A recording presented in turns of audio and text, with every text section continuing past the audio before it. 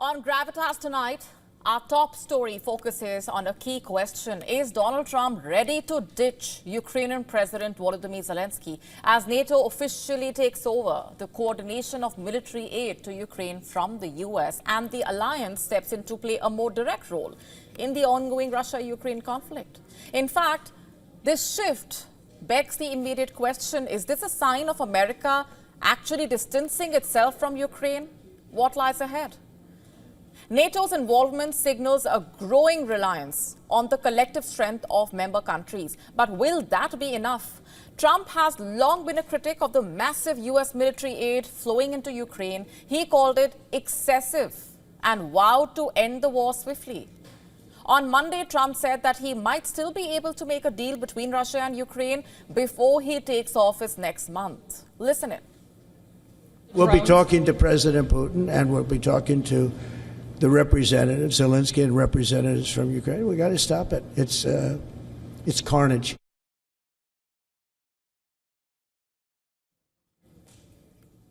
As you just heard, Trump once again said that a ceasefire needs to be carried out in the Russia-Ukraine war. Whether that happens before or after him taking power remains to be seen. On the surface, NATO's takeover of military aid coordination might seem like a strategic pivot. But if the war does not end, can NATO take on the burden really? Because after all, America is the largest contributor within NATO, providing the majority of Ukraine's arms and support. In fact, the US contributes about 1/6 of NATO's annual budget. Washington finances 15.8% of the military alliance's yearly expenditure of around $3.5 billion. And these developments come at a time when the leaders of all of NATO's major members, like the UK, Germany, France, Spain, and its biggest defense spenders, are currently facing an uncertain future, sparking concerns about the future of European politics. So, without the US and its major players, the question that arises is, can NATO function as a cohesive alliance, let alone support Ukraine?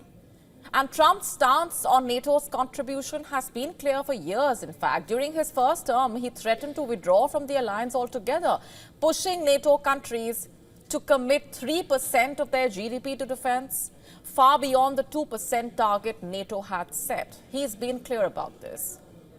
And if Trump follows through on his moves to limit US aid, can NATO realistically hold fort? Or will this simply be a futile gesture with little real impact on Ukraine's military efforts?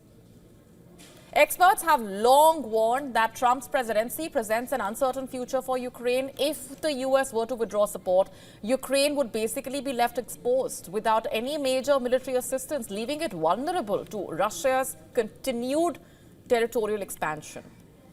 So when Trump returns to power, will Zelensky and Ukraine be left to fend for themselves in a war that it cannot win alone? Or will Zelensky look for a deal that is tilted heavily in favor of Russia because Ukraine's situation grows more dire by the day? As Russian forces gain ground, while morale within Ukraine's military continues to plummet, according to Russia's defense minister, Moscow is gaining around 30 square kilometers of Ukrainian territory a day, claiming further that Ukraine controls just around 25 to 30% of the Donetsk, Kherson, and Zaporizhia regions. Meanwhile, Ukrainian troops are struggling to replace fallen soldiers, and new recruits are reportedly scarce. As of last month, Ukraine's military had lost around 57,000 soldiers, half of Russia's casualties, but still an alarming number for a much smaller country. Moreover, as Russian troops make steady advances, Ukraine faces the possibility of losing even more territory in the coming days and weeks. Russia is reportedly just 10 kilometers south of Kurakhov and just 3 kilometers from the outskirts of Pokrovsk. Both these cities are key to Ukraine's defenses in the east, and their fall will open doors for Russia to advance westwards towards central Ukraine. So with Trump's uncertain position as far as military aid is concerned, can Zelensky get Ukraine to regroup in time in order to reverse the losses? Or are they actually fighting a battle they simply cannot win? In recent weeks, the Biden administration committed a $988 million deal to Kiev in security assistance. But will that be enough remains the big question. Ukraine remains on the edge. Despite additional U.S. aid, Pentagon and intelligence officials have reportedly made it clear that regaining lost territory from Russia will be an uphill battle and highly unlikely. As the conflict drags on, the uncertainty surrounding Trump's stance adds yet another layer of complexity to an already volatile situation. Perhaps one of the most significant unknowns is what security guarantees, if any, Ukraine can really expect from the US and NATO. As Ukraine faces growing pressure on the battlefield, with territory slipping away and resources dwindling, the question lingers on, can NATO provide Ukraine with the military and monetary guarantees it needs to survive in this conflict? Or without Trump, Zelensky is left with ever-decreasing bargaining chips? In the days ahead, one thing is certain: Ukraine's survival may depend on more than just military aid. It may just depend on a new kind of diplomacy. The stakes are high, and with Trump's presidency on the horizon, the future of Ukraine looks more uncertain than ever.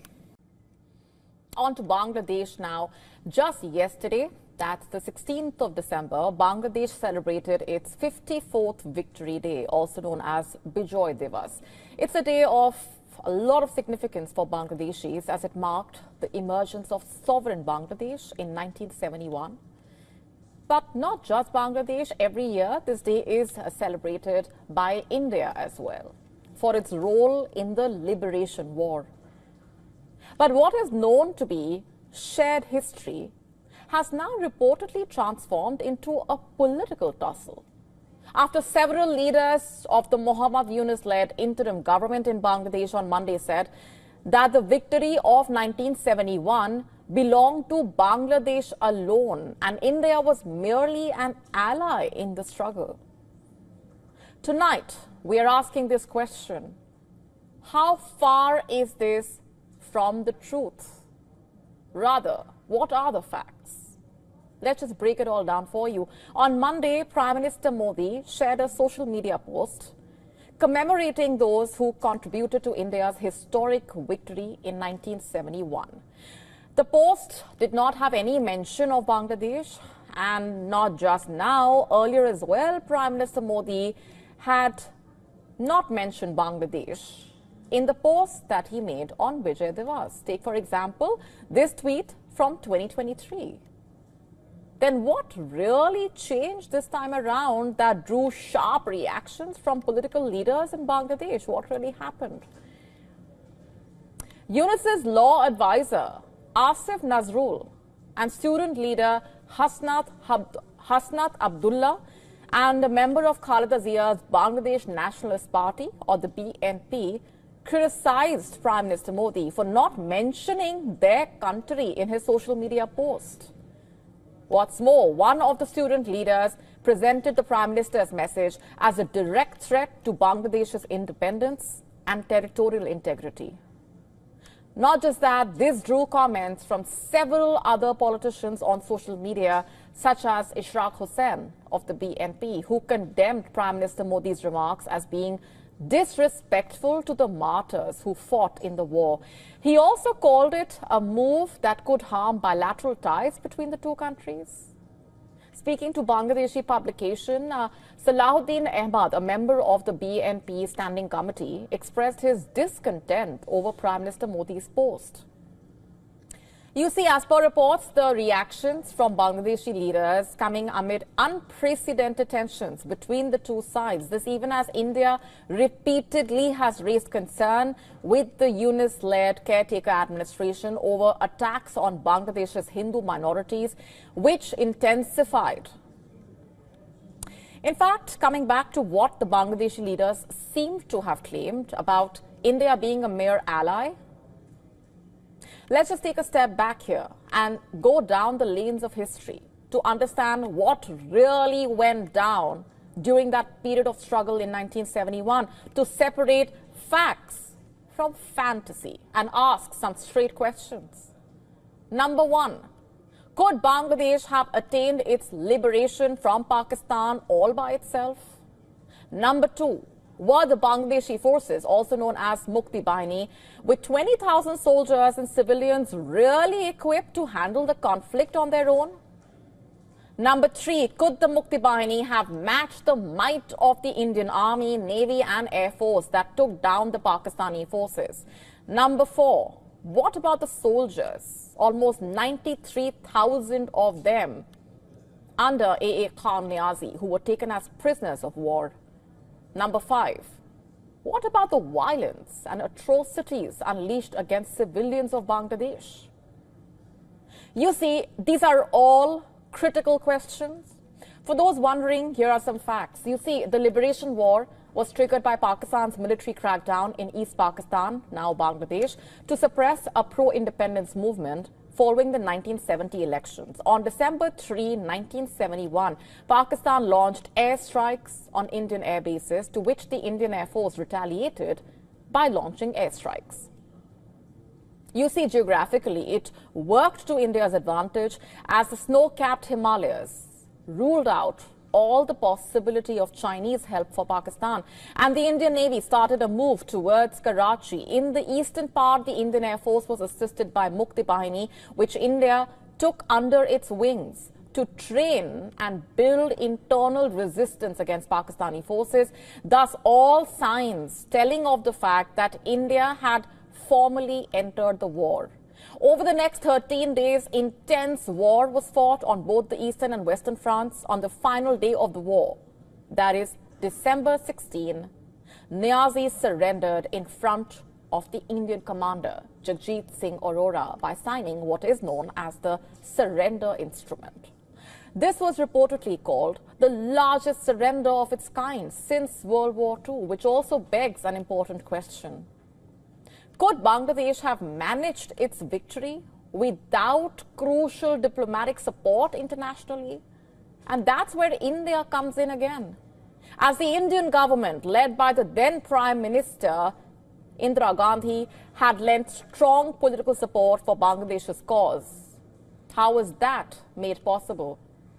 Not only did Gandhi extend strong diplomatic support to the Bengali nationalist movement, which sought independence from Pakistan, but she also helped garner international support, including that of the Soviet Unions, for the Bangladeshi cause. By highlighting the human rights violations by the Pakistani military against the Bengali population. This is despite facing diplomatic challenges, particularly from the US and China, who were allies of Pakistan. Not just that, the conflict led to a massive influx of refugees into India, particularly in the states of West Bengal, Assam, Tripura. And what did India do? India provided shelter, food, medical aid to over 10 million refugees, reportedly, which begs another important question. Did the Bangladeshi leaders forget all of this? So do the statements by the Bangladeshi leaders even stand? You see, these are facts out there in the public domain and chronicled in history. And now, by deriding or trying to deride India's role in this struggle and trying to reduce it to a mere ally, has Bangladesh cut a rather sorry figure for itself and its freedom fighters. Shifting focus for now to Syria, following Bashar Assad's fleeing the country after a rebel offensive headed by Hayat Tahrir al-Sham, or HTS. All eyes are on what lies ahead, on the shape that the transitional government in the country will take. Here are the key developments and the implications.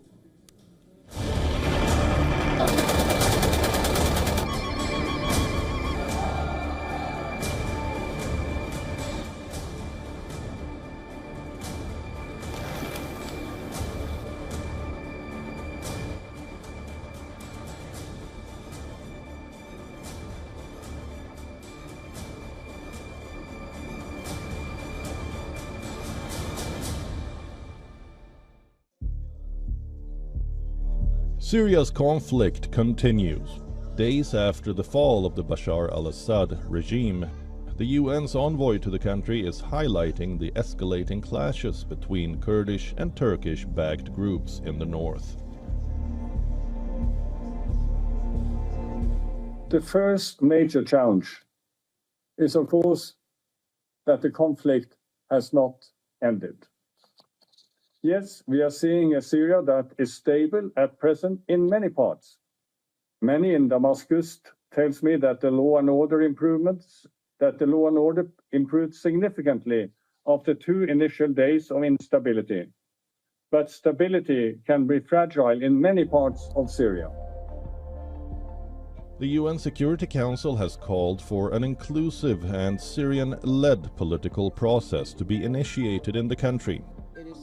In a press statement, the council, that includes the United States and Assad's ally Russia, called on Syria and its neighbors to refrain from actions undermining regional security. The United States has said it has brokered an extension of a ceasefire to the end of the week between pro-Turkish fighters and Syrian Kurds at the flashpoint town of Manbij, and it was seeking a broader understanding with Ankara. We will obviously look to see that ceasefire extended as far as possible into the future. And it came about through our ongoing diplomatic work with the SDF and with the government of Turkey. The initial ceasefire that was reached last week was brokered through our diplomatic engagements, and not just here at the State Department, but obviously we have coalition forces that operate inside Syria that have long-standing deconfliction mechanisms, in working with the government of Turkey and working with the SNA to try to make sure that forces, including U.S. forces, aren't put at risk. Meanwhile, the military chief of HTS said the group will be the first to dissolve its armed wing and integrate it into armed forces. The military chief, Murhaf Abu Kasra, also added that Kurdish-held areas in Syria will be integrated under country's new leadership, saying that the group rejects federalism and that Syria will not be divided. Regarding the area controlled by the SDF, God willing, it will be integrated under the country's new administration. In another development, Israeli Prime Minister Benjamin Netanyahu held a security briefing atop a strategic Syrian mountain inside the UN-patrolled buffer zone on the Golan Heights that Israel seized this month. In a video statement from the summit, Netanyahu said Israeli troops will remain there until another solution ensuring Israel's security is found.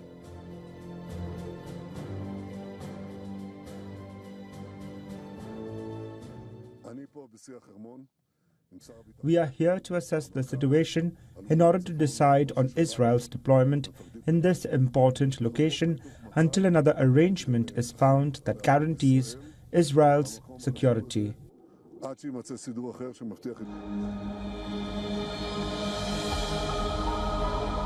Meanwhile, Syria is slowly returning to normalcy after Assad's ouster. Drone footage showed nightlife returning to the streets of the capital, Damascus. The first Syrian domestic flight after the ouster of Assad took off from the Damascus International Airport bound for Aleppo.